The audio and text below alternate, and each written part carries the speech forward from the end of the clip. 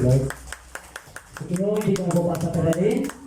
Tinatawag ko na po, Pastor Rito Rodereso, kalakpakalakpak para sa ating Panginoon. Salamat kay Bishop.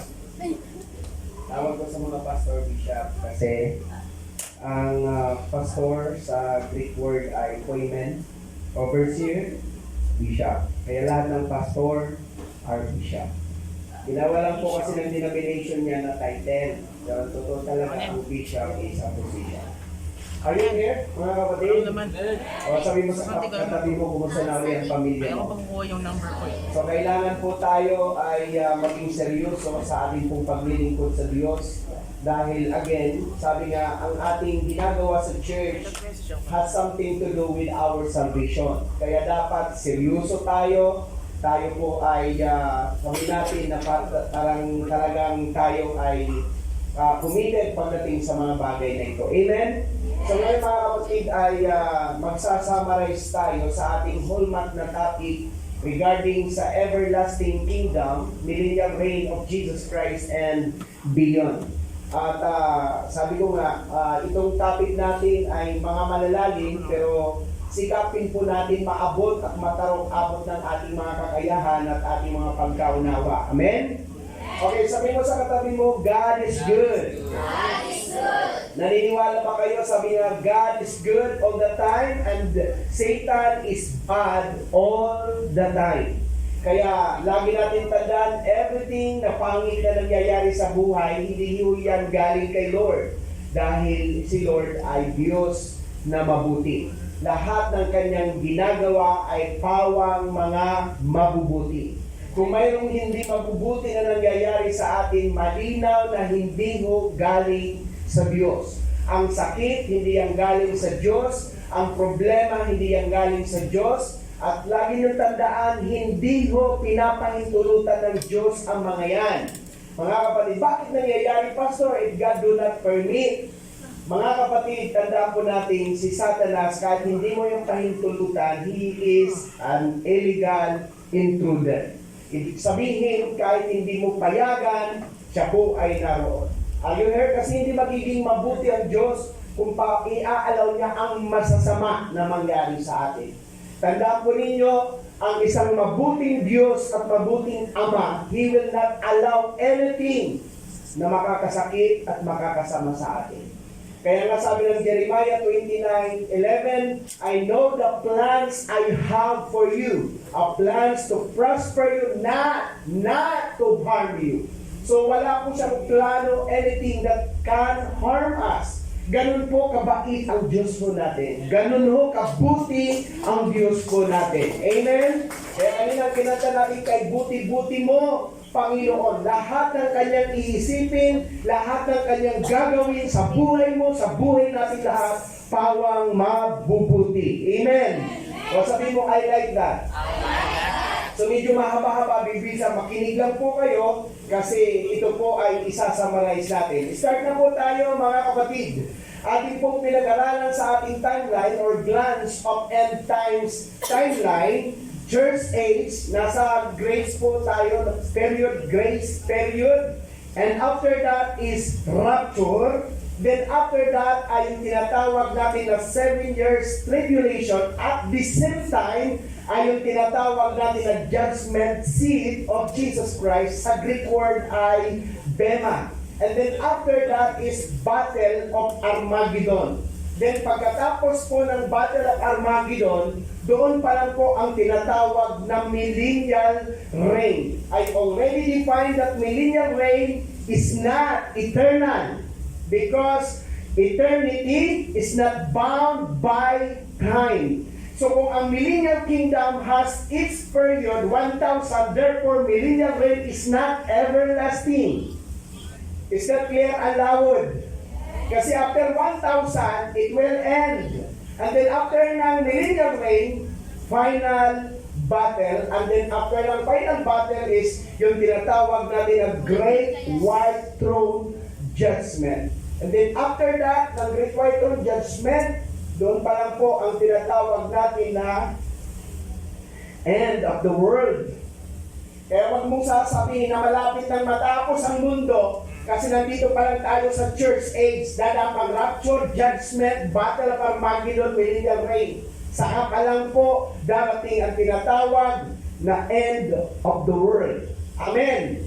Manapay ang sabihin nyo, malapit na ang rapture. Are you here, church? Because the next in line ng church age is rapture. Pero end of the world is too far. Malayo pa ho ang katapusan ng mundo. And then after that, of course, new heaven and new earth. Nandyan ba kayo? Huwag po natin sambag-sambagin because if we rightly divided the Word of God, the Bible, ay dapat sinusundan ho natin. Maging maingat po tayo sa mga pinanonood natin, sa mga pinapakinggan po natin because not all mga kapatid na nagtuturo sa Facebook, sa ano pa man, na mga platform ay biblical sound. Others are not. Kaya be aware tayo kasi maliligaw po tayo. Amen? Siguro ito ang aking itinuturo. Gamat ko po ito because I've been in studying the Bible for 35 years. Siguro sa 3-5 taon ay hindi ko na kayo ililigaw. I know what I am saying. Amen? Okay, sabi mo sa katabi mo, listen up. Okay, start tayo. Church age muna tayo. Take care and be on guard of yourselves. Kaya mga pastor, sinasabi po dito, take care of yourself. Hindi lang puro tupang aalagaan natin. We have to take care of ourselves. Kasi kapag bumigay ang ating katawan, wala na tayo sa ministry. Tandaan po ninyo, ang ministry na yan, pero we have to take care of ourselves. Sabi ng Bible, take care and be on guard for yourselves. And the whole flock over which the Holy Spirit has appointed to bishops and guardians to shepherd. Ibig sabihin ng shepherd, tend and feed and guide the church of the Lord or church of God, which He ordained for Himself, buying it and saving it for Himself with His own blood. So, ang church, mga kapatid, ito po yung pinagdusahan ni Jesus sa krus ng Kalbaryo, kung saan siya nabayubay sa krus para sa mga mananampalataya.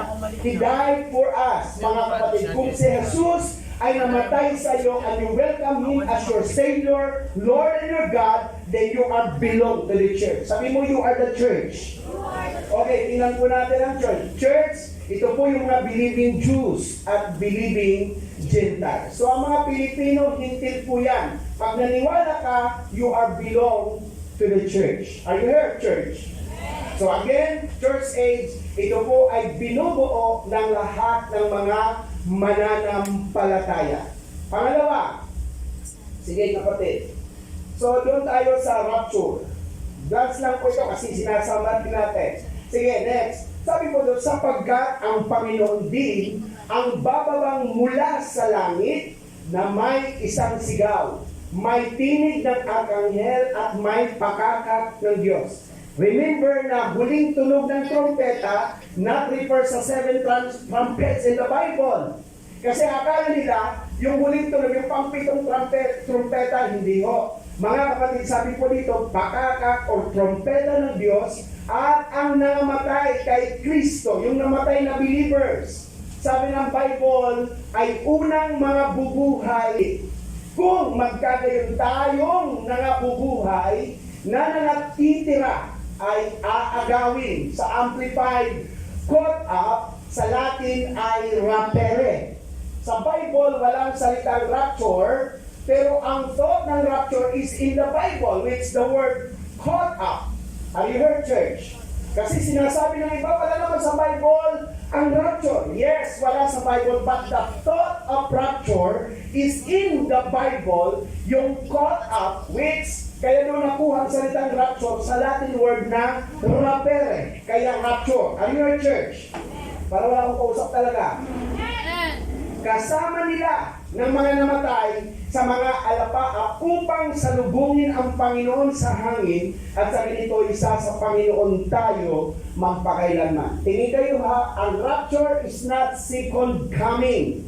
Kasi ang first coming ni Jesus when He was born in the flesh. Ang second coming ay yung pagre-reign ni Lord ng millennial reign. Kasi kung paano siya umakyat sa bundok ng Olibo, doon siya lalapag din sa bundok ng Olibo. By the way, sa rapture, hindi po si Jesus lalapag sa bundok ng Olibo. It is not considered a second coming. Are you there, church? So, ang second coming ay millennial reign ng ating Panginoong Kristo. Amen? Okay, pagpatuloy natin. Anong sabi ni Jesus? Sa bahay ng aking Ama ay maraming tahanan, kundi gayon ay sinabi ko sana sa inyo sapagkat ako'y paroroon o ipaghanda ko kayo ng dakong kalalagyan. At kung ako'y pumaroon at kayo maipaghanda ng kalalagyan ay muling paparito ako. Rapture ang tinutukoy dyan. At kayo'y tatanggapin ko sa aking sarili upang kung saan ako naroroon, kayo naman ay dumuon. So, ang sabi ng Bible, sasalubungin natin si Lord sa alapaap at makakasama natin siya forever lasting. Amen? Sabi mo, I like that. Makinig kayo ng maigi. So, the rapture is dead in Christ. Therefore, yung mga namatay na hindi naniniwala kay Kristo, hindi sila magre-resurrect. Ang magre-resurrect lang ay ang mga born again, Kristiyano, mananampalataya at anak ng Diyos, and those who are alive in Christ Jesus. Amen? By the way, huwag kayong mag-alala. Paano, Pastor? Yung mga namatay na clinimate, huwag kayong mag-alala kasi hindi sinabi ng Bible na ibabangon yung dating. Bibigyan ka ng bagong katawan. Katawan na makalangit, katawan na panghabang buhay, katawan na hindi na mamamatay. So therefore, you don't have to worry of what kind of death ang mga mahal mo sa buhay na namatay because God will give us new body na para sa kalangitan. Amen? Okay, pangatlo, kung ang rapture, sabi ko nga nung Sunday, huwag niyong paglaban-labanin ang pre-trib, mid-trib, post-trib, because lahat yun may scripture. Hindi mo pwedeng sabihin na mali ang post, ang tama ay mid. At sasabihin natin, tama rin ang pre, mali ang post. Hindi ho. Lahat po yan may scripture. Kailangan understanding lang ang dapat natin intindihin. Amen. So ngayon, sa pre-rapture, ang una pong i-rapture ay yung church. Bago ang 7 years tribulation. Itinuro ko na rin po na ang mga nakasama sa church, ano yung church? Believing Jews and believing Gentiles. Sabi na hindi tayo pertain sa wrath or galit ng Diyos. Hindi tayo tinawag ng Lord, hindi tayo tinubos ng Diyos para tayo makaranas ng parusa. 7 years ay parusa po yan. Hallelujah. Sabi ko nga sa iyo, double jeopardy, na mayroon na parusahan, ay paparusahan ka ng panibago uli. Ang tawag sa batas dyan ay double jeopardy. Kung si Jesus ay nagdusa na para sa iyo, you don't need to be punished again. Kaya hindi tayo papasok ng 7 years tribulation. Ang tanong, Pastor, nasa tribulation ba tayo ngayon? Oo, pero wala pa tayo sa great tribulation. Kasi tribulation means suffering. Nagsasuffer tayo, nakakaranas. So we are in tribulation, but we are not in the great tribulation. Maliwanag. Kasi pag nabasa niyo ang tribulation, iba yun sa great tribulation. So, in the middle of the first 3 half, ang rapture dyan ay yung multitude, yung lahat ng tumanggap sa 4 na sulok, kasi dami yan ng buhangin kung babasahin mo ang Revelation. In the middle of 7 years, i-rapture ang 2 witnesses. Then pagkatapos po niyan, in the second half, mga kapatid, in the middle, i-rapture ang 144,000 Israelites. Kung baga parang ganito, si Pastor Rafi, manggagaling siya sa Dao, ako ay manggagaling sa Tarlac, magtatagpo-tagpo kami sa terminal. Yun po ang tinatawag na rapture. So, makakasama natin ang 2 witnesses sa rapture.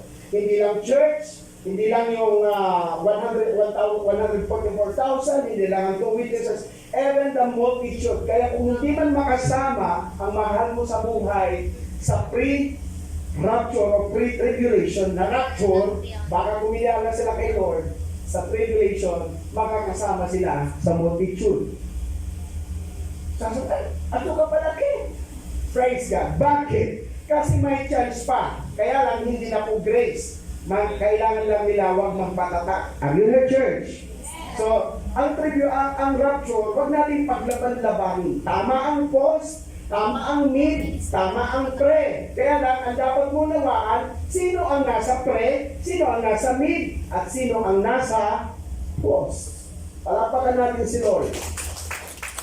Next, mga kapatid. Nasaan na tayo? Punta tayo sa judgment seat of Jesus Christ. Sapagkat, sabi ni Pablo, he was referred sa mga mananampalataya.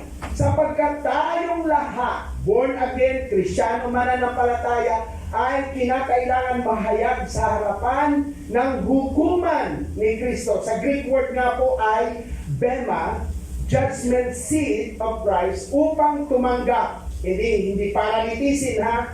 Iayos natin. Hindi ka para litisin. Ikaw ba na musician? Ito bang nagigitara ay matino na? Ito bang nagdradram ay matino na? Ito bang mga wala na bang mga bisyo, ito mga nagsisipag kayo? Hindi po yung pag-uusapan doon. Ang pag-uusapan upang tumanggap ang bawat isa ng mga bagay na ginawa sa pamamagitan ng katawan ayon sa ginawa niya maging mabuti o masama. So therefore, sa judgment seat of Jesus Christ, sige next natin kapatid, hallelujah, ito po ay para sa mananampalataya. Sabi mo para sa atin. Tingin kayo mga ministers, kapwa ko manggagawa. Lilitisin ka, hindi dahil sa dami ng kapalpakan. Lahat naman tayo may mga kapalpakan. Kaya nga sabi nga, if God will mark our transgression, no one can stand. Kahit pastor may pagkukulang. Kahit mga leaders yan may pagkukulang. Every one of us ay may pagkukulang. Pero ang kagandahan, hindi po tayo lilitisin, hindi tayo i-judge according sa mga ginawa nating mali. Lilitisin tayo according sa ministry na ginawa natin sa Panginoon. Wala tayong mausap ulit. Praise God. Seryoso tayo, mga kapatid. Halimbawa, yung mga aawit natin, pagbukal sa kalooban ang iyong paglilingkod, hindi ka napipilitan, then you will be rewarded at the judgment seat of Jesus Christ. Kaya mag-a-award tayo. So anong matatanggap doon? Lahat ng matatanggap natin are 5 incorruptible crowns according sa 1 Corinthians. What are those? Crown of victory. Mayroon pong putong ang mga nagtatagumpay sa tukso. Nagubad na ang babae sa harapan niya, umiwas tulad ni Joseph, then you will be crowned of the crown of victory. Nagtagumpay ka, then crown of righteousness. Ito yun naman, yung mga Kristiyano na talagang sinisikap mabuhay ng may kabanalan at may katuwiran. Ito yung mga mananampalataya na hindi nakikipag-compromise na Kristiyano kapag nasa church, pero pag lumabas ng church, parang hindi sila Kristiyano. Pero itong mga righteous, labas man o loob ng church, they are living righteous. Are you here, church? And then they will be crowned. And then after that, of course, lahat tayo may crown of life. Wala namang iba, pero lahat tayo may crown of life. Kung baga sa graduation, lahat tayo may graduation na ribbon, pero hindi lahat nag-uno. Para walang kausap. Sabi mo sa katabi mo, kahit pa paano may crown ka. Kahit pa paano. Okay. Crown of life nga lang. Tapos, crown of life, crown of glory. Itong crown of glory, mga kapatid, ito po yung kaluwalhatian na nakikita sa ating buhay. And then after, crown of rejoicing. Ito yung mga taong nangangaluluwa. Ito yung mga taong nagdadala ng souls kay Lord. Kapag ikaw ay maraming nadalang kaluluwa sa church, your family, your loved ones, your relatives, then you will receive the crown of rejoicing. At you're in church. Ngayon, tatanungin niyo ako, Pastor, lahat bang pwede matanggap yan? Opo. Pero, praise God, hindi lahat. Mayroon 5. Hindi isa lang. Pero ulitin ko, mas maganda, mayroon tayo lahat. Victorious ka na, righteous ka pa, at ikaw ay glorious, at ikaw ay nangangaluluwa. Then you will have the 5 crowns. Yun po ang lilitisin sa judgment seat of Jesus Christ. habang nagdurusa ang mga tao sa lupa ng 7 years, 7 years din po ang rewarding sa langit. Huwag kayo mag-alala at sukukin. At papalagpak ako pagka puputungan na si Pastor Junel ng ating Panginoon. Papalagpak tayo kasi hindi mo ganun kadali nakuha niya ang tagumpay na yan. Amen! Okay, asan na tayo? Yung malayo-layo, si next kapatid. Ganda na usapan natin. Pagkatapos po ng judgment seat of Jesus Christ, ay punta tayo sa Battle of Armageddon. Sige, tingnan po natin. Sapagkat yung magkakaroon ng malaking kapigatian o Great Tribulation, Great Tribulation. Ang Great Tribulation ay may affliction, distress, oppression na gayon. Take note ha, take note. Yung Great Tribulation, sabi na ang gayon, ang tribulation, di pa nangyayari buhat sa pasimula ng sanglibutan hanggang ngayon.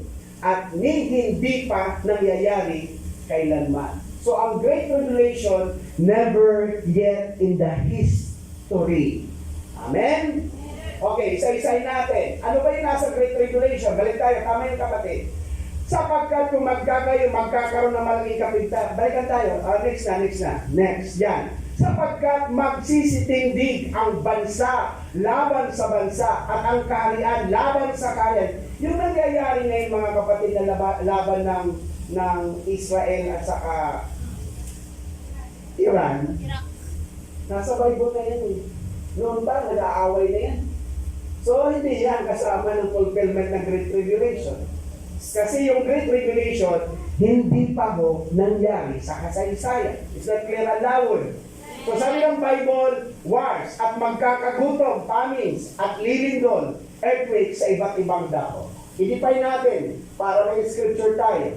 Wars muna. Tingnan niyo po ang gera kung ano. At yuyurakan ang pisaan ng ubas sa labas ng bayan at lumalabas sa pisaan ng ubas ang dugo na umaapaw hanggang sa preno ng mga kabayo sa lawak ng 1,006 na lang stadya o 1,006 stadya. Ang equivalent yan ay 200 miles. Parang ilog na dadaloy ang dugo. At ang lalim ng dugo ay hanggang sa preno ng kabayo. Ibig sabihin hanggang dito natin. Meron ba ganon sa kasaysayan? Kaya man nangyayari na yan, it's been already happened in the history. But ang gera na tinutukoy sa Great Tribulation, ang dugo aabot sa lalim hanggang sa preno ng kabayo. Sa bibig ng kabayo. Amen! At ang daloy, ang haba, aabot ng 200 miles. Nakakita na ba ko ng dugo na parang naging ilog dahil sa gera? Wala pa. So hindi pa nangyari. Pero hindi tayo darating dyan. Next, ano kasunod panis? Tingnan niyo po ang gutom ha. At narinig ko ang gaya ng isang tinig sa gitna ng 4 na nilalang na buhay na nagsasabi sa isang denaryo. Ang denaryo ay a whole day's wages, ay isang takal ng trigo. So kita niyo po ha, ang isang takal ng trigo, ang word ay isang araw na sweldo. Magkano ba ang sweldohan ngayon? Parang wala kayo. 650. Sabi natin 650. Pag umabot na ang bigas ng 1 kilo ng 650, you are in the tribulation. Wala yatang pusap talaga. Ang 1 kilo ng trigo, kasi sa Israel, trigo kanila, hindi palay. Sa atin kasi palay. Sa kanila, ang 1 kilo ng trigo, aabot ng 1 araw na sweldo. O, i-contextualize natin. Ang 1 kilo ng bigas sa atin, aabot ng 650 ang kilo. Pag umabot na dyan, you are in the Great Tribulation. Eh, magkano po lang ang kilo na? Malayo pa. Malayo pa. Sabi na kayo, nandito na tayo sa Great Tribulation. Hindi ho. Because the promise ang pinapanggit dyan ay ang kilo aabot ng 1 araw na sweldo. Maliwanag. Eh, huwag tayo masyado na. Dito na tayo nasa tribulation tayo, pero wala pa tayo sa Great Tribulation. Next, ano yung earthquake? Ito matindi. Tingnan yung earthquake ha. At nakita ko Ang buksan niya ang ika-6 na tatak at nagkaroon ng malakas na lindol. At ang araw ay umitim na gaya ng isang magaspang na kayong buhok na maitim, at ang buong buwan ay naging gaya ng dugo. At ang mga bituin sa langit ay nangahulog. Matinding lindol yan. Ang lindol na tinutukoy dito ay hindi lang shaking ng earth, shaking ng buong universe. Nangyari na ba yan sa kasaysayan? Gaya ng puno ng igos na sinambulat ang kanyang mga bungang bubot pagka hinahampas ng malakas na hangin, at ang langit ay nahaw. Mo ang universe na hati. Gaya ng isang lulong na aklat kung nalululon, at ang bawat bundok at pulo ay naalis sa kanilang kinakatayuan. Ang bundok ng Araya lilipat sa Bisaya. Meron na ba kayo nakita ang lindol na nakalipat ang bundok? Wala pa. Pero yung lindol na mangyayari sa 7th Great Tribulation, lumilipat ang mga pulo, pati yung bundok. O, maliwanag na wala tayo sa Great Tribulation. Kasi itong earthquake, famine na binabanggit ay hindi po siya usual. Palapakan niyo si Lord. Para sila mo kayo matulog. Okay, next. 7 years tribulation, wars not in history, famine not yet happened, and earthquakes not in human imagination. Wala pa ho yan. Okay, next. Punta na po tayo. So, sa 7 years tribulation, nakita niyo po, yung first half natin ang 7 seals at 7 trumpets, and then the last half, yung naandun po yung 666, tatakan ng 666, at saka yung 7 bowls. Doon na po ibubuhos ng Diyos ang kanyang puot. Minsan, 1/3 of the earth masisira. Ang mga pananim, ang mga isda mamamatay. May nagtanong sa akin, sabi, Pastor, paano kaya? Well, mamaya, pagdating ng millennial, i-restore lahat ng Lord yun. Hallelujah. Amen? Okay, next. Punta na po tayo sa Battle of Armageddon. Sa Battle of Armageddon, sabi ng Revelation 6:14,16, sapagkat sila'y mga espiritu ng mga demonyo na nagsisigawan ng mga tanda na pinapuruunan nila ang mga hari sa buong sanglibutan. Binumot kinukumbinsi ang mga king upang tipunin sa pagbabaka sa dakilang araw ng Diyos na makapangyarihan sa lahat, at titipunin sila sa dako na sa Hebreo ay tinatawag na Armageddon. So titipunin, makikipagbaka, at the next is like, hallelujah, ang Battle of Armageddon, it is a battle between or against spiritual forces and battle against physical forces. Makikita niyo po kung paano makipaggera si Miguel sa mga demonyo, at ang mga tao naman ay magkigira-gira sa kabutihan at kasamaan. Have you heard, church? So, halo-halo na, salbag-salbag yan. Yan ang tinatawag na Battle of Armageddon. After that, ay millennial reign. So, basa tayo sa millennial reign. At nakakita ako ng mga luklukan, at ang mga nagsisilok-luk sa mga ito, sila'y pinagkalooban ng paghatol, or Old Testament saint or New Testament believers, at nakita ko mga kaluluwa ng mga pinugutan ng ulo dahil sa patuto ni Jesus at dahil sa salita ng Diyos, at ang mga hindi sumamba sa hayop, ito yung, o sa kanyang larawan man, at hindi tumanggap ng tanda sa kanilang noo at sa kanilang kamay, ito po yung Great Tribulation saints, at sila'y nangabuhay at nagsipaghari kasama ni Kristo sa loob ng 1,000 taon. So, kasama tayo maghahari. Hindi tayo ang paghaharian, ha? Yung mga mananampalataya or church, kasama tayo maghahari. Are you here, church? Okay, palapakan niyo ang Panginoon. Anong description sa Isaiah? At katuwiran ay magiging bigkis ng kanyang baywang, at ang pagtatapat at pamigkis ng kanyang mga balakang. At ang lupo ay tatahang kasama ng kordero, at ang leopardo ay mahihigang kasiping ng batang kambing, at ang guya at ang batang likod at ang patabain na magkakasama, at papatnubayan sila ng munting bata. Bilumang bata nagigipaglaro sa mga leon.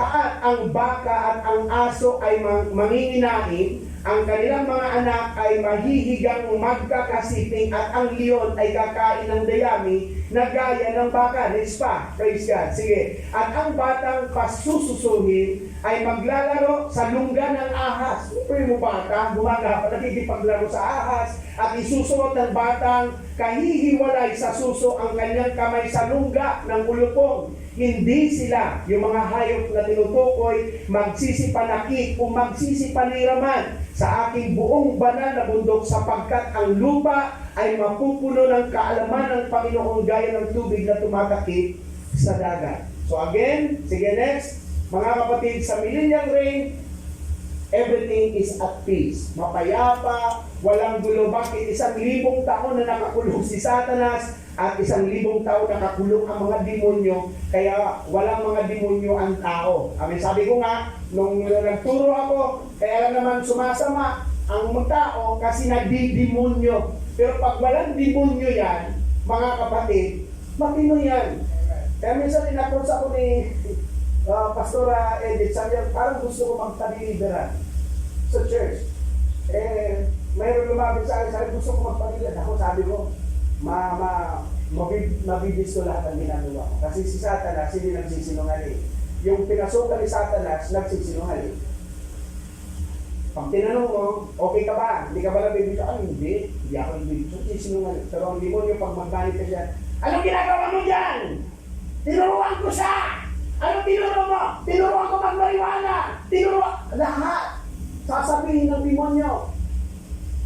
Kaya sabi ko, nag-deliver kami sa church, lahat nawala kasi ayaw nila mapadeliver. Kaya tatanungin niyo ako, lahat ba mayroong magmamanifest sa atin? Mayroon, kasi hindi lang naman kami nagdidemonyo, lahat naman tayo nagdidemonyo. Amen? Tanungin mga katabi mo, lahat ba ang demonyo mo? Sa Bible kasi mayroong 7 ang demonyo. May 7. Nagkakaintindihan. Lumalabas 7. Maria Magdalena, 7 masamang espiritu ang lumabas. Kasi bawat isang kasalanan, isang masamang espiritu yan. Di ba? Kung sinungaling ka, isang espiritu yan. Magnanakaw ka pa, isa pa babaero ka pa, isang pang espiritu. Ang dami siguro lalabas. Naku, mga kapatid. So the millennial reign, again, nakagapos si Satanas, nakakulong ang mga demonyo. So at peace, ang mga nasira ng 7 years tribulation, i-restore ng Lord, masagana ang kalupaan, ang ecosystem ay babalik, at peace ang lahat. So purity will reign, peace will reign, and prolonged life will reign. Aabot ang buhay ng tao ng 1,000 years. Palakpakan ng Panginoon. Ipaparanas ng Lord na masarap, mabuhay ng mahaba. Okay, final battle na po tayo. Okay, malapit-lapit na. At lalabas upang dumaya sa buong bansa na nasa 4 na sulok ng lupa, sa Gog at sa Magog, upang tipunin sila sa pagbabaka, na ang bilang nila ay gaya ng buhang, sobrang dami ito, na ang bilang nila ay gaya ng buhangin sa dagat, at nangagsipanhig sila sa kalaparan ng lupa, at kinugkop ang kampamento ng mga banal, at ang bayang iniibig, yung Jerusalem, at bumaba ang apoy mula sa langit, at sila'y sinupo. So ito pong sa final battle, nag-alsa sila, nag-rebelde sila, pero hindi sila nagtagal because the Lord automatically nilipol sila ng apoy. Amen? So hindi po yan matagal, saglit lang. Pag si Lord na ang kumilo, saglitan yan. Okay, tingnan natin sa final battle. Eradicate the evil, Jesus overcomer. Eliminate the deceiver, Jesus the conqueror. Exterminate the devil, Jesus the victorious. And ended the battle, Jesus the triumphant. So tatapusin na po ang lahat. Wala nang gera, wala nang opposition, lahat na po. So i-eliminate na, buburahin na ng Lord ang lahat ng kasamaan. Amen? Sabi mo, I like that. Punta tayo ngayon sa Great White Throne Judgment. Okay, at nakita ko ang mga malaking luklukang maputi or Great White Throne, at ang nakaluklok doon na sa kanyang harapan ay mga lupa at mga langit ay tumakas, at walang nasumpungang kalalagyan nila. At nakita ko ang mga patay, malalaki at maliliit, na nakatayo sa harapan ng luklukan, at nabuksan ang mga aklat at nabuksan ang ibang aklat. Sige, next pa. na siyang aklat ng buhay. At tiklot ha, hindi lang isang aklat ang binuksan, mga aklat at aklat ng buhay.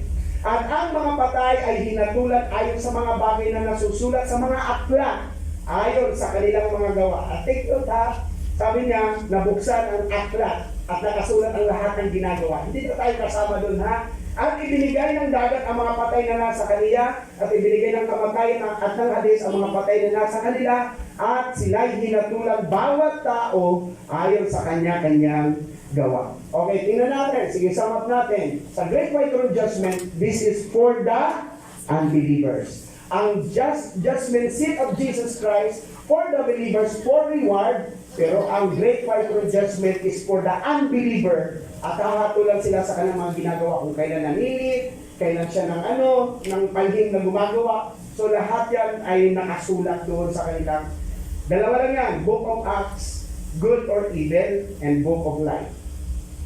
Pag ang pangalan nila hindi nakasulat sa aklat ng buhay, they will be thrown into the lake of fire. So next, end of the world. Tingnan natin. Ngunit, ang sangkalangitan ngayon at ang lupa sa pamamagitan ng gayon din salita ay iningatan talaga sa apoy, na itinataan sa araw ng paghuhukom at ng paghipol sa mga taong masama, datapot darating ang araw ng paglugaya ng magnanakaw. Itong earth natin, nakalaan na po yan para supukin. Supukin ha. Okay, next. Sige, kapatid. Na ang sangkalangitan sa araw na iyan ay mapaparang. Ang langit daw ay mapaparang. Take note ha, hindi yung highest heaven. Ang mapaparang dyan ay first heaven lang at second heaven. Ang third at sa highest ay hindi kasama. Mapaparang sa King James ay passed away, amplified, vanish o nabura, BBE gone, CEV disappeared. Ang matindihan, nakasabay ng malaking ugong, at ang mga bagay sa langit ay mapupugnaw, burn up, dissolve, melt, destroy sa matinding init, at ang lupa at ang mga gawang nasa lupa ay pawang mga susunog. So, mabubura sa kasaysayan ng mundo. Okay, next. Samarin natin. The end of the world, heavens will disappear. Plural. Verse 7, second heaven. Yung mga ano na yan, lahat yan ay mawawala. Earth will also be dissolved. So itong earth na to, hindi to everlasting. May lumapit sa akin, paano pastor yung nabili kong lupa? Mawawala yan. Mawawala yan. Huwag kayong mag-alala kasi yung ating pupuntahan na eternity, wala nang dagat, puro lupa. Magkakaroon ka doon ng bagong lupa. Huwag mong pagsikapan na magkaroon ka ngayon ng lupa. Sige, bili ka ng bili ngayon. Lahat yan, iiwanan natin eh. Pupugnawin yan, susunugin lahat. Ang i-aspire natin, ang mga bagay na everlasting. Sabi na ni Paul. Amen? Amen? Hindi ko sinasabi na huwag ka na yung bumili ng housing lot. Kapag wala pang rapture, enjoy natin. Bumili ka ng sasakyan, bumili ka ng lupang, lahat, bumili ka ng housing lot. There's nothing wrong with that. Pero ito lang ang dapat mong iisip, wala kang madadala dyan kapag ka dumating na ang sinasabi ng Biblia. Amen? Okay, end of the world. Sabi mo nga, end of the world. Punta tayo sa new heaven and new earth. Ngunit, ayon sa kanyang pangako, ay naghihintay tayo ng bagong langit at bagong lupa na tinatahanan ng katuwiran.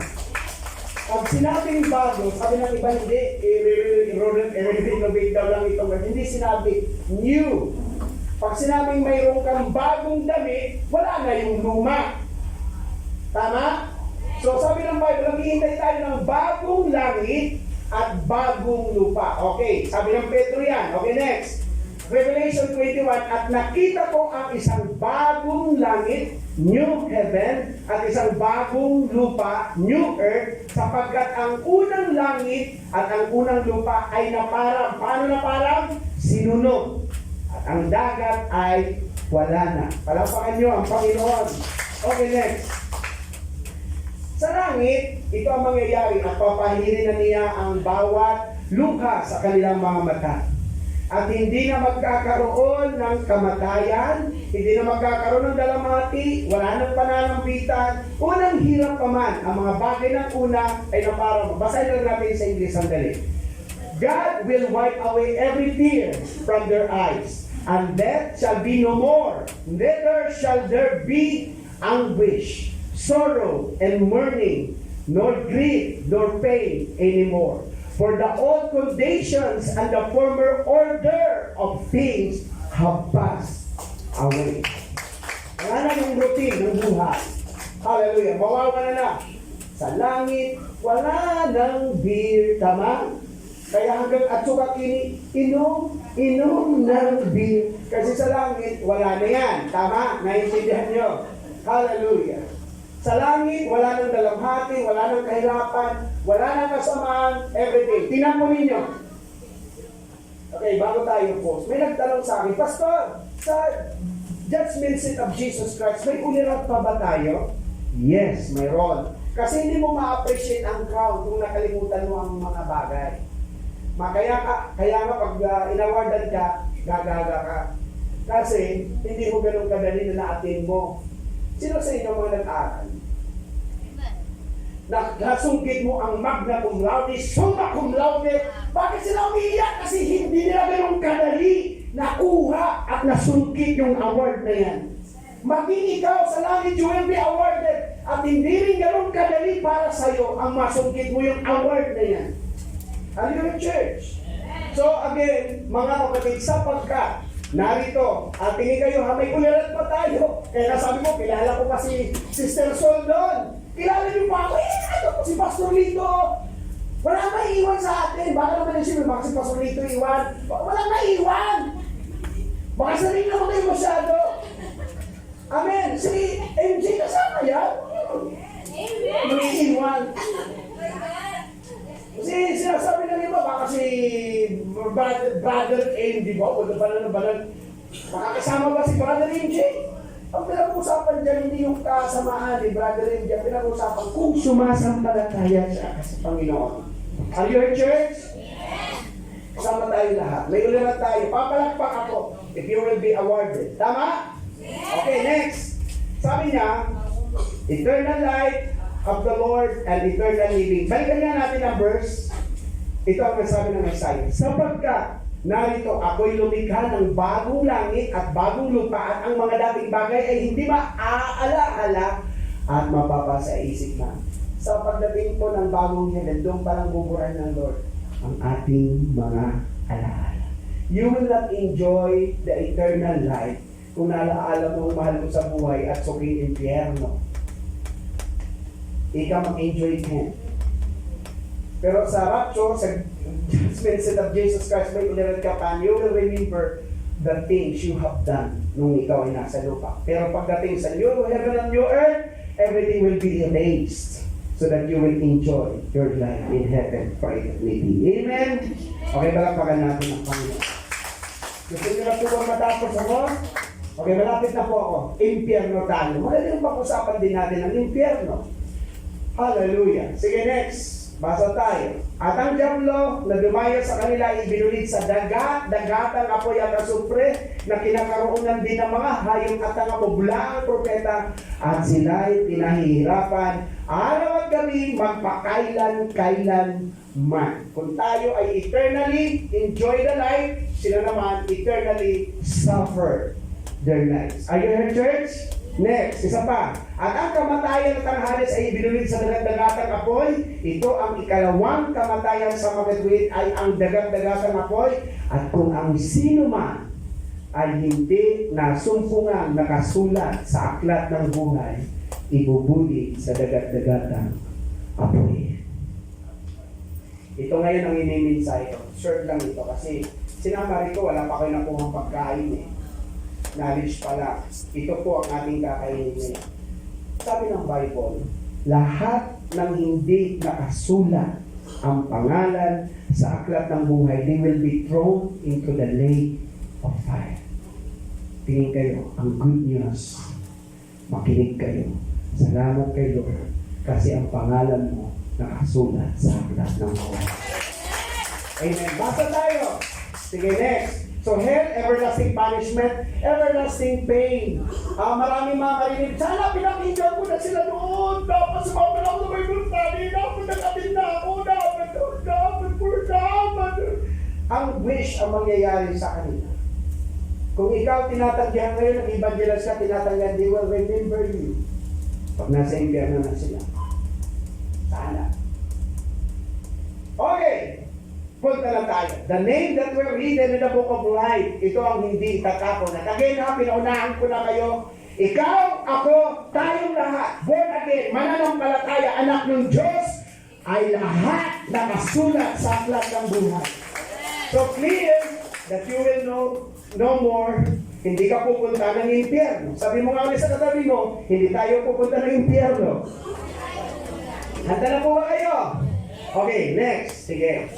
At ang lahat ng nanganganak sa lupa ay nagsisisamba sa kaniya na ang kanilang pangalan ay hindi nasusulat sa aklat ng buhay ng kordero na pinatay buhat ng itatag ang sanlibutan before the foundation of the world. Hiramin ko po kayo, mga pastor, di ba? Parang negative, baliktaran lang yung scripture. Sabi ng Bible na ang kani-kaniyang pangalan ay hindi nasusulat sa aklat ng buhay. Ang kabaliktaran niyan, may mga pangalan na nasusulat na sa aklat ng buhay before the foundation of the world.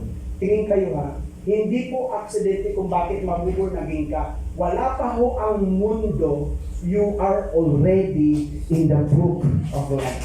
Sabi ng Bible, ang pangalan mo has been already written before the foundation of the world. Masaya ba kayo? Hallelujah! Basa pa tayo. Sabi ng Bible, sige Daniel, sa panahon niyaon, itatayo ni Miguel sa dakilang prinsipe na tumatayo sa ikabubuti ng mga anak ng bayan at magkakaroon ng panahon ng kabagabagan na hindi nangyari kailanman mula na magkaroon ng bansa hanggang sa panahon niyaon, yung Great Tribulation. At sa panahon niyaon ay maliligtas ang iyong bayan, bawat isa na masusumpungan na nakasulat sa aklat. Everyone whose name shall be found written in the book of God's plan for His own. Tingin kayo mga kapatid, wala pa ho ang mundo, you are already in the plan of God.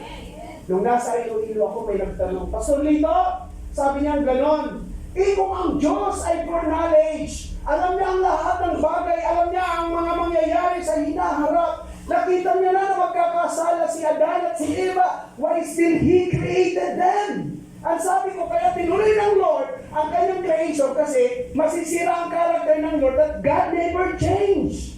Ang Diyos hindi siya nagpapabago-bago. Itinuloy niya, kaya nakita niya na magkakasala, pero bago pa man malalang ang tao, He already provided that redemption of men. Kaya sabi ng Bible, bago palalangin ang mundo, He already provided the slain lamb, and that is Jesus. Amen? O sabi mo, gusto ko yan. Masaya ba kayo? Hindi accident, Sister Sol, na itong taon na ito, itong buwan na ito, itong petsa na ito, kikilala kay Lord. Because wala ka pa, hindi pa magkasintahan ng mga magulang mo, you are already in the plan of the Lord. Amen. And your name has been already written in the book of life. Pangalawa, ito na, una na po. Number 1. Itong mga nakasulat ng pangalan sa aklat ng buhay are those who are passionate believers. Sino po ang passionate? Sino po yung passionate? Wala yan kausap. Yung mayroong puso sa tao. Pag may nakikita kang tao, naaawa ka, gusto mo silang makakilala kay Lord at gusto mong maligtas. Tingnan niyo po, basa tayo. Sabi ni Abraham. Sige, basa tayo. Next. Ngayon, kung iyong ipatawad ang kanilang kasalanan at kung hindi, ay alisin mo na mo ako, isinasama ko sa iyo na iyo sa iyong aklat na isinulat mo. Karamin ko po kayo mga kapatid. Si Moses, may passion siya. Pero mo sabi niya, Lord, kung hindi mo patatawanan itong mga Israel, blot out my name in the book of life. Si Moses, may passion. Si Moses, may puso. Hindi pang sarili, kundi sa tao. Yung kaligtasan ng tao. If you have that heart, passionate heart para sa security at kaligtasan ng tao, then totoo nga na ang pangalan mo nakasulat sa aklat ng buhay. Pero tanungin ko kayo na, mayroon bang burahin sa langit? Wala. Hindi si Lord bigay baon. Once your name is written in the book of life, it will never be erased anymore. Sinabi lang niya ni Abraham, konsepto lang ni Abraham na pwedeng burahin. Pero ang totoo, hindi naman wala namang burahan. Nakakapagod naman burahan. Sisiulit, isusulat na naman. Tapos buburahin na. Ang gulo naman ng gano'n. Hindi. Once your name is written in the book of life, it will never be erased anymore. Okay, passage 8. Pangalawa, malapit na po ako. Please forgive sin, but if you want, then remove my name from the book which you have written in the names of your people. Pangalawa, sige next kapatid, are those who are anointed believers. Malalaman mo kung ang pangalan mo nakasulat sa aklat ng buhay, anointed ka, may Holy Spirit ka. Mayroon kang banal na Espiritu. Sige next, basa tayo. Gayunman, huwag ninyong ikagalak. Ito na ang Espiritu ay nagsisisuko or submit ang obey sa inyo. Kundi yung ikagalak na nakasulat ang inyong pangalan sa aklat ng buhay. Ang mga alagad nang sila ay sinugo ng Lord Vitus, nag-report sila sa mga Lord, parang tila na bumabagsak ang mga demonyo, ang mga magsasamang Espiritu. They subject to us. They obeyed us. So may authority sila. Bakit? Ang anointing ng Lord was nasa kanila. Pero sabi ng Lord, huwag nyo ikagalak na they are subject sa inyo. Ikagalak nyo kasi ang inyong pangalan nakasulat sa aklat ng buhay. Hindi sinabi ang inyong pangalan isusulat sa aklat ng buhay. Nakasulat. Ibig sabihin, itong mga alagad na pinahiran, sinugo ng Diyos, inanoint ng Panginoon, their name were written in the book of life. Sino po ang anointed? Next. Hallelujah. Are those who are servant believers. Sino mga naglilingkod ngayon kay Lord? Actually, yung mga kumakanta kaninang quadruple. Anong tawag sa quadruple? Kala ko quadruple. Baka pala yung quadruple. Quadruple praise. Quadruple lang alam ko. Baka yun lang quadruple praise. Alam niyo po ba na hindi ganun kadalang kanilang pag-ministry? May mga hadlang sa bahay yan. Bago makarating yan. May mga naririnig, ay, pupuntahan na lang ang dami mga naririnig yan. Ang bago sila makarating dito, tagumpay yan. Bakit pinanindigan nila ang kanilang ministry despite of persecutions they face sa kanilang pag-ministry? Yung mga naglilingkod kay Lord, sino naglilingkod kay Lord? Yung bukal sa puso. Sige, tingnan natin, basa tayo. Ipinamamanig ko rin naman sa inyo tapat na kasama sa pagtulong na inyong tulungan ang babae ito sapagkat sila'y nangagpagal na kasama ko sa Ebanghelyo at kasama ni Rene Clemente, ni Pastor Lito at ng ibang aking mga kamanggagawa, fellow workers na ang kanilang pangalan ay nasa aklat ng buhay.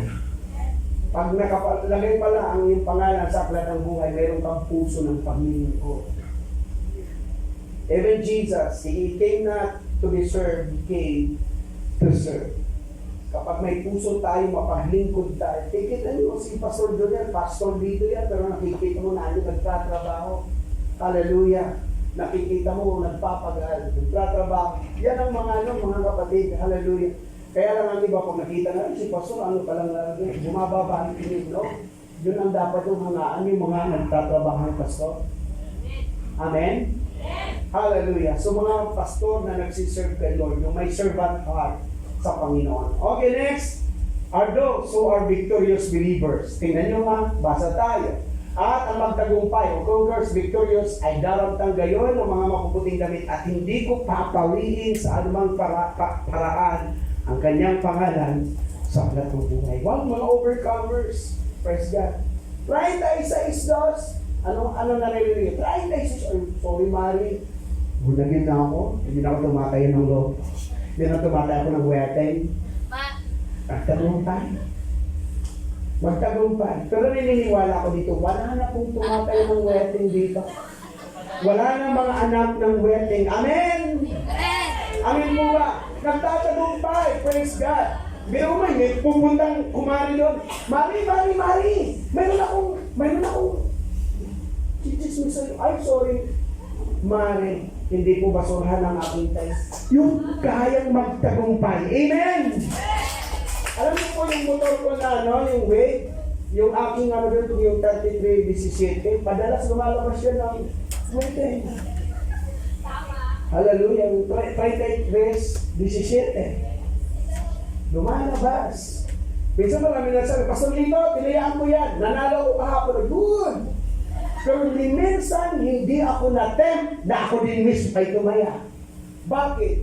Kasi ang sabi ng Bible, ang mga tao na ang kanilang pangalan nakasulat sa aklat ng buhay, nagtatagumpay at nakakapagtagumpay sa lahat sa buhay. Sabi ko sa katabi mo, kaya mo maging matagumpay. Kaya natin yan. Amen? Amen? Pag sinabi ng iyong kumpare, pare, shot! Ay, salamat kapatid! Born again na po ako!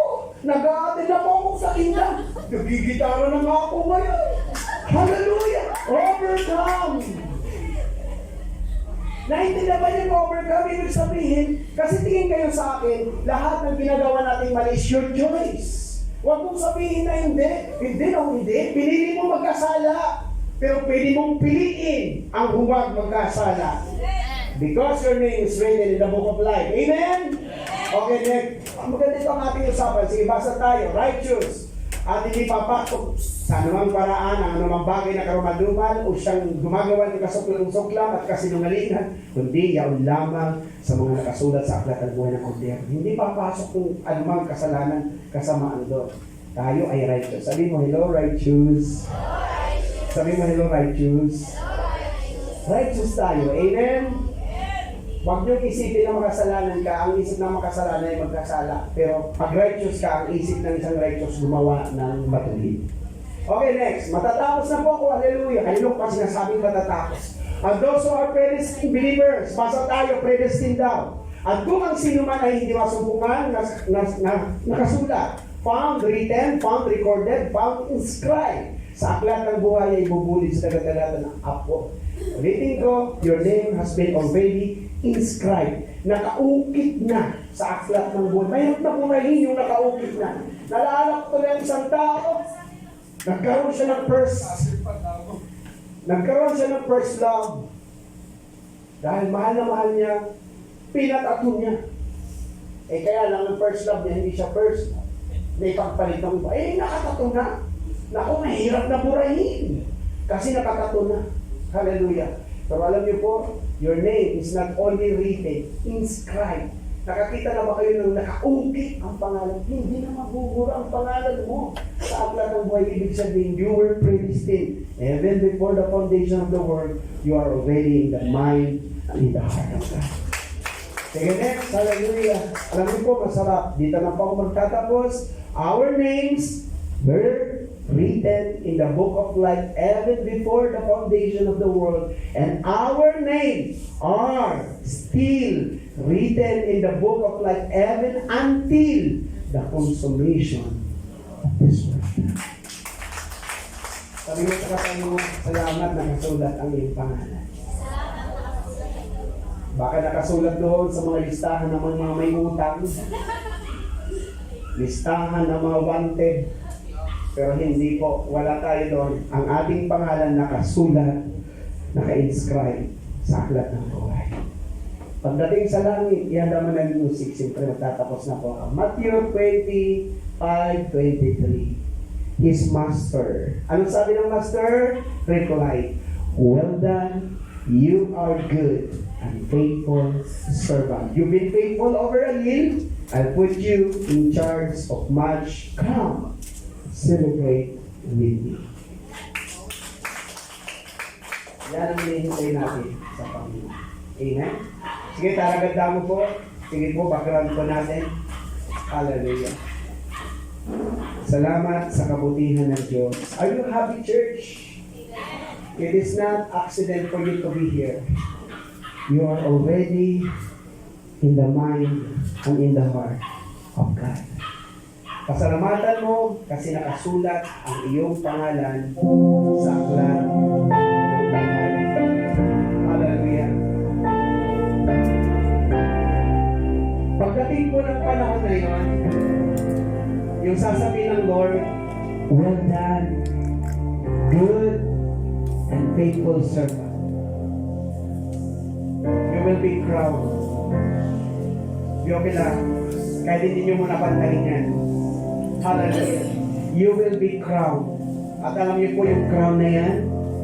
Habang kinakrown ka sa langit, alam niyo kung sino ang nagkakrown personally? It was Jesus. At habang kinakrown ka, you are crying holy. Kasi it's not that easy na naramdan ka ng crown. Hindi ganun kadali. Ang daming pagsubok, ang daming mga persecution, ang daming challenge, ang daming hamon na pinagdaanan mo, but you never give up. That's why the Lord declares, well done, good and faithful servant. Hallelujah. Because God is good. Sige, awitin natin ang praise. Hallelujah. Thank you, Lord. Sige, sabayan niyo po kami, mga kapatid. Holy, you are lifted high. Holy. Sige, mga singers, sabayan ko ako. Pinagsusulod ka po eh. Hallelujah. Isa pa. Come on. Hallelujah. Come on. Worship the Lord. Hallelujah. Thank you, Jesus. Hallelujah. Lift up your voice. Forever to the Lamb. If you walk in freedom, lift up your voice. Hallelujah. Sing the song forever to the Lamb. Sige po, sabay-sabay tayo. Come on. Yan ang maririnig nyo sa langit. Come on. Yes, cry. Holy. Holy. You are lifted high. Sige, church. Kung kaya mong awitin ng malakas. You are forever holy, Jesus. Oh, Jesus.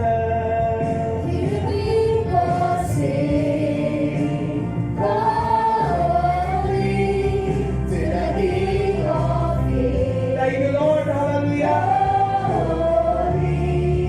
You will always be. Yes, Lord, you are holy forever. Hallelujah. Imagine, church, that you are crowned with Jesus. Hallelujah. Pinuputungan ka ni Jesus ng crown. Come on. Hallelujah. Your name stands above them all. Your thrones and dominions all power. Thank you, Lord. Come on. Your name stands above them all. Your name. Sige po, declare that name. Kasi ang pangalan na yan, naging mabuti sa iyo, naging mapagmahal sa iyo, Lord. Hallelujah. Thank you, Lord. Thank you, Jesus. Bless each and every one of us. Hallelujah.